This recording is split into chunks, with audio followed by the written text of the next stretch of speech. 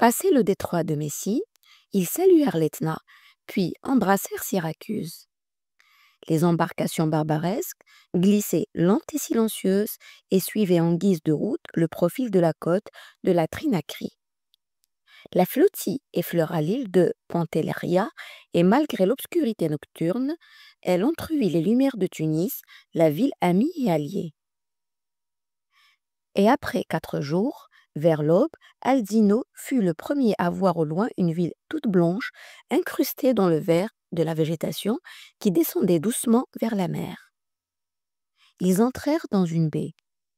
Les 12 collines qui l'entouraient en forme de fossiles se jetaient doucement dans l'eau de la Méditerranée et elles semblaient se baisser pour faire une révérence de bienvenue aux navigateurs et les accueillir avec un regard maternel. Alger. 2 mois étaient passés depuis la minuit de ce vendredi où les corsaires étaient partis pour l'énième mission sacrée. Fetah Allah était appuyé de flanc sur la balustrade du pont de poupe. Il avait libéré ses longs cheveux noirs du turban qui les tenait prisonniers, et maintenant, le vent les ébouriffait, les poussant d'un côté. Il avait taillé sa barbe et s'était aspergé le col d'une essence au baie de genévrier.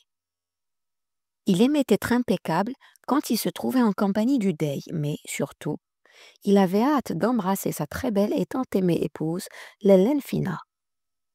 Ses yeux verts se voilent par l'émotion, bien qu'il cherche à la réprimer, parce que, disait-on, il était inconvenant pour un raïs de montrer de la faiblesse pour un sentiment conjugué au féminin. Ses narines s'ouvraient et se fermaient comme un soufflet et trahissaient la force de la faiblesse de ses sentiments et de sa passion. Aldino alla vers Fetah, et entre les deux prit forme un dialogue fait de phrases murmurées. « Pardonnez-moi, Majesté, mais de quelle ville s'agit-il ?»« Cette ville-là, mon fils, c'est Alger, El Jezaïr, la ville blanche. D'ici, nous sommes partis qu'il y a 2 mois et maintenant, finalement, nous y retournons. Son ciel ample et céleste et d'une beauté arrogante. Elle m'a manqué, cette ville. »« Pardonnez-moi, Majesté, mais dans quel port allons-nous nous arrêter ?»« Oui, c'est ici. C'est à Alger que nous donnerons un peu de répit à nos corps exténués, » répliqua le raïs avec une moue de souffrance. « Mais plutôt, ne m'appelle plus Majesté. Ce n'est pas le titre qui me désigne. Le roi habite à Constantinople. Tu peux m'appeler Raïs. » La flottille s'était disposée en formation de parade sur les perrons des navires, les bannières blanches et vertes flottaient au vent.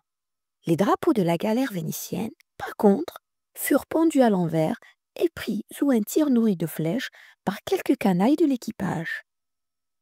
La fuste royale était à la pointe de la formation en fer de lance, alors que les galets, un peu devant les chebecs, se disposaient à bâbord et à tribord, représentant les côtés d'un triangle isocèle. Tout au fond, à l'arrière, une petite galée traînait la grande galère vénitienne, chargée d'or et d'esclaves. De la fuste royale partent 3 coups de canon, symbole de conquête, de victoire et de richesse. En un instant, les bastions et les portes de la ville sont pris d'assaut par une foule de gens en fête. De la caserne des janissaires, Yenisséni El Tahtaniya de Bab Azoun part en réponse une salve d'arquebuses auquel fait écho une série de 10 coups de canon provenant de la Casbah. La terre tremble. Le ciel se fend en une blessure rougeâtre. C'était un triomphe, une jubilation effrayante. Les aras des navires de la flottille donnent aux rameurs l'ordre de soulever les rames et de les jeter à la mer et de déshabiller les navires de leurs voiles. Ils entrent dans la rade et ils jettent les ancres. La fuste royale se présente au port et défile devant la porte de Bab el-Bahr. Elle est suivie de la galiote et de la galée vénitienne débordant de richesses. Un silence surréel était descendu sur la scène, interrompu seulement par le bruit des vagues et par les cris de quelques mouettes. Fetah abaisse le drapeau du train-chéteau et crie « Bismillah, alhamdulillah, Bismillah, alhamdulillah » La foule émet un rugissement terrifiant qui fit trembler les fibres du jeune Aldino. De la galée, On fait descendre de force les presque 200 nouveaux esclaves avec des chaînes aux poignets et aux chevilles. Au commandant vénitien et à ses officiers, on donne l'ordre humiliant de décharger les caisses pleines d'or et de diamants, les dizaines de coffres et de paniers, et d'en faire une belle exposition devant le tout Alger. Les gens se penchaient des bastions pour mieux voir et assouvir leur curiosité perverse. La vue de l'or avait déchaîné en eux des impulsions qui n'avaient rien à voir avec la raison. Aldino se rapproche de Fetter d'un air interrogateur. Pardonnez-moi, Raïs, mais quel sera mon destin? Fetter avale sa salive. Il s'abaisse jusqu'à ce que ses yeux soient au niveau de ceux d'Aldino. Il caresse son beau visage et lui dit: N'aie pas peur, écoute-moi bien. Dans un instant, tu devras suivre le cortège des esclaves jusqu'à la Caïsaria où tu seras vendu.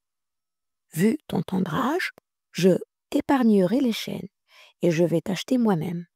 N'aie pas peur. Et maintenant, s'il te plaît, ne me pose plus de questions. Fais taire congédie le garçon en se retournant pour lui donner le dos.